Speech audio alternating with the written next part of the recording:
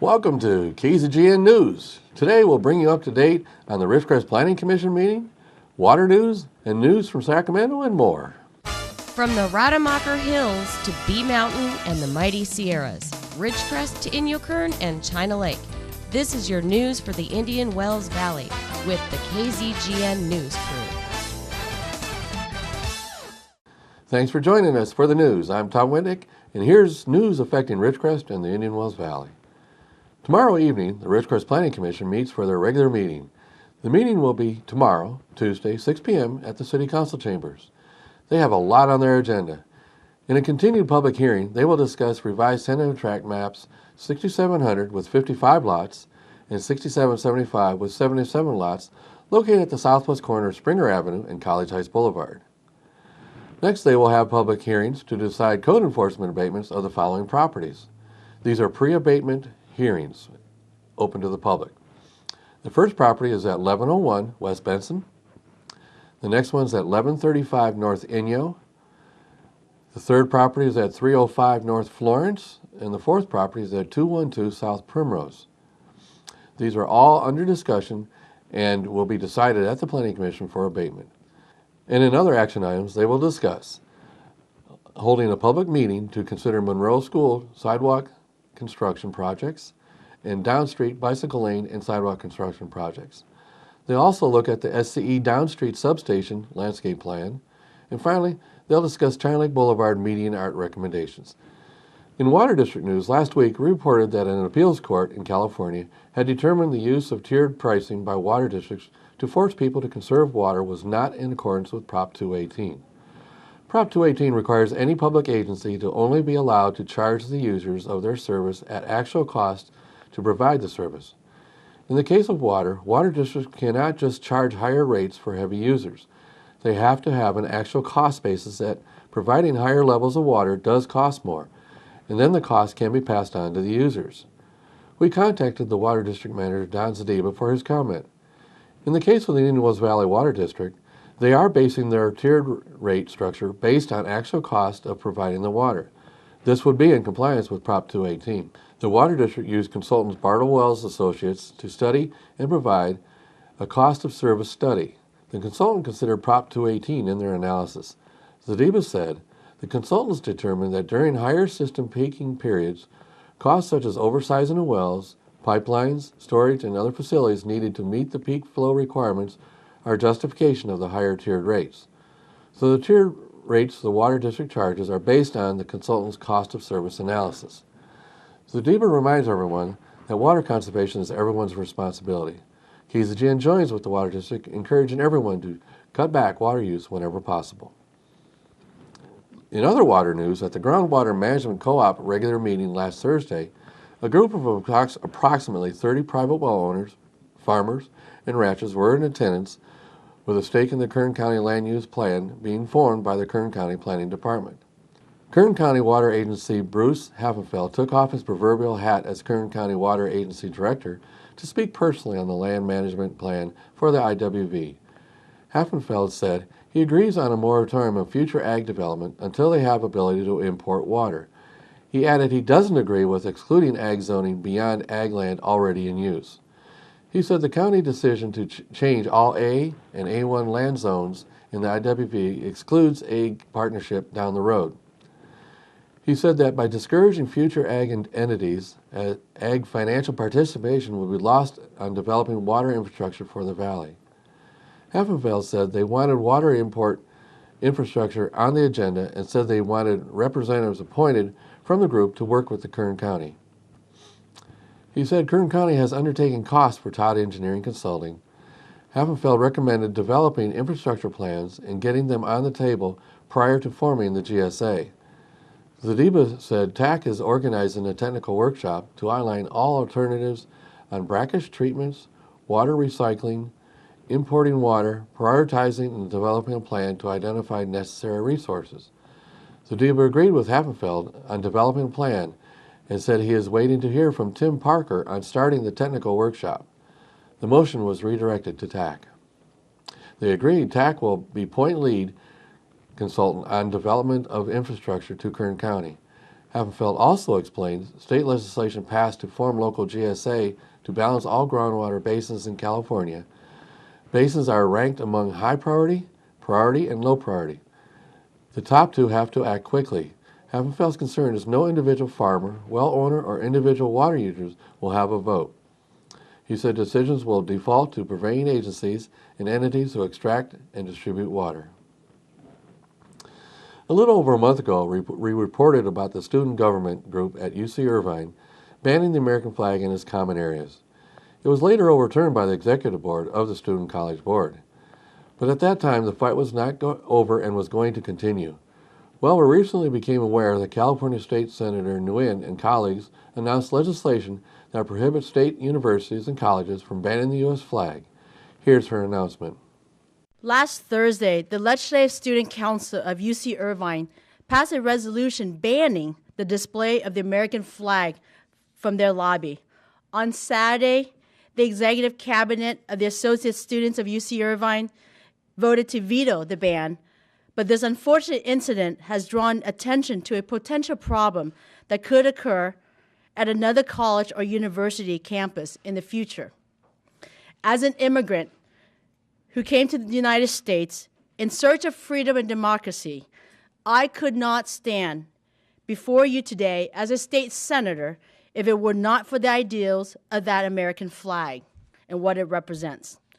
Since the founding of the United States more than 200 years ago, millions of brave men and women have left their family and loved ones behind to defend the principles that allow us to fly the American flag with pride and dignity. Many have also made the ultimate sacrifice, losing their lives in defense of our American principles. On this podium are military veterans and representative veterans organizations. Their sacrifice is what compelled my colleagues and I to act today. We cannot stand idle by while a beacon of freedom is banned. To ensure that this does not happen again, my colleagues and I are introducing a Senate constitutional amendment on this Wednesday, which will prohibit state-funded universities and colleges from banning the United States flag on their campuses again. If passed by the legislature, it would need to be approved by the voters on the November 2016 ballot. We applaud her efforts and hope to have a chance to vote on this in November. In news out of Washington, the House Appropriations Committee directs action on California Water House Majority Kevin Leader McCarthy as he released the following statement on the House Appropriations approval of the fiscal year 2016 Energy and Water Development Bill.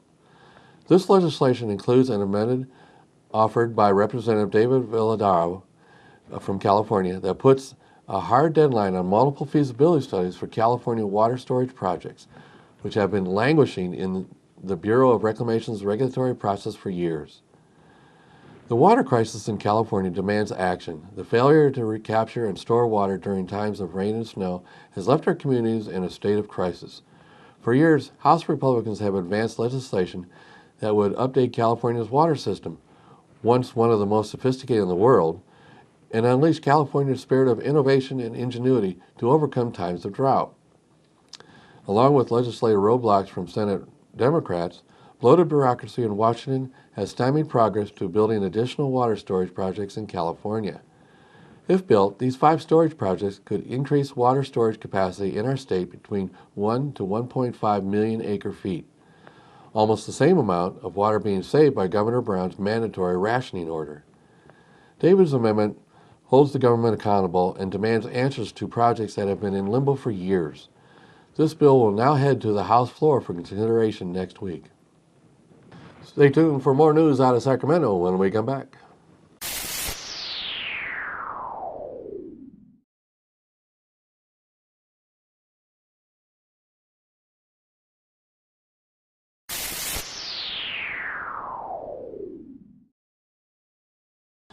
In news from Sacramento, Congressman McCarthy led an effort to support California State Senator Gene Fuller's critical piece of legislation, SB 111.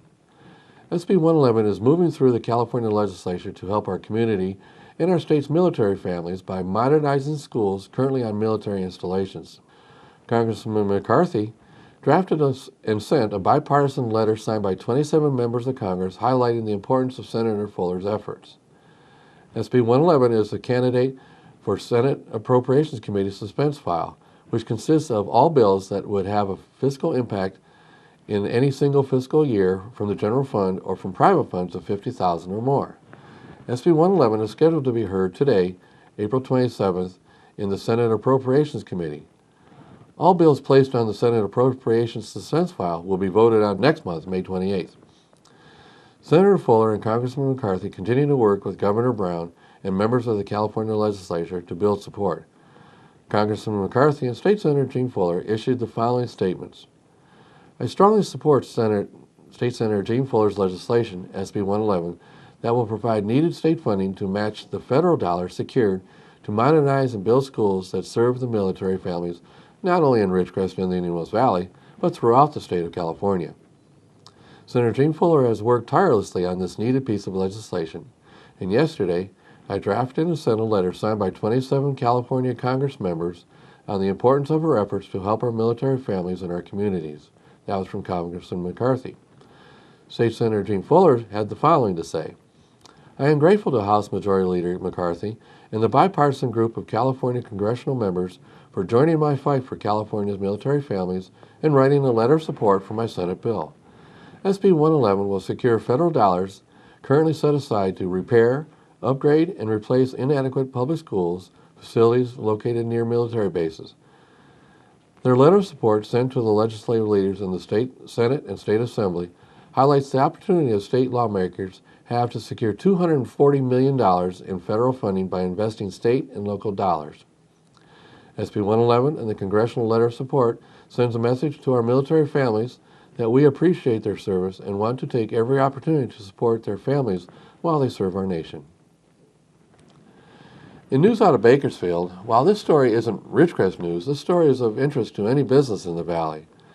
On Thursday, April 23rd, at approximately 1:30 p.m., Kern County Sheriff's Office deputies assigned to the Tehachapi Station and Major Violations Unit served a search warrant in the 2700 block of Poppy Street in Bakersfield.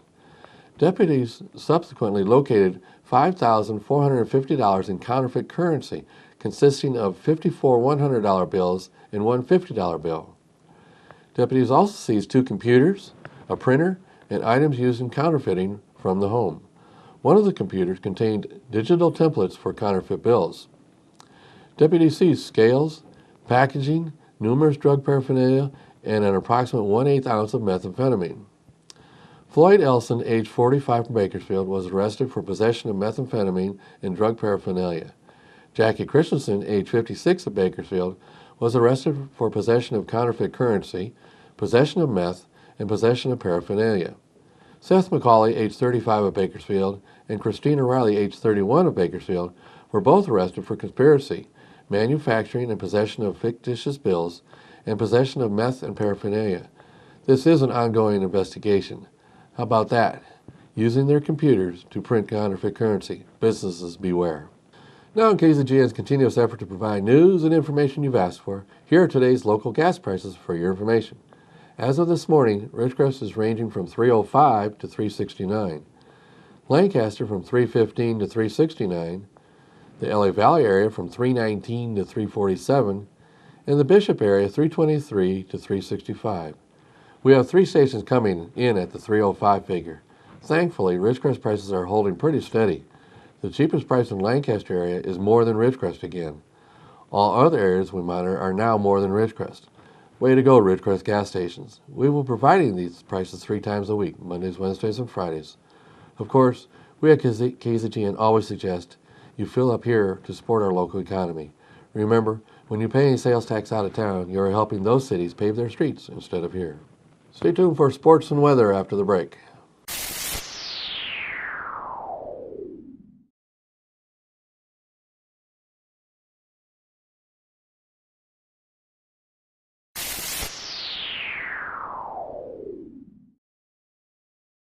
Thanks for staying with us. Let's go to Keith for the weather. Thank you, Tom.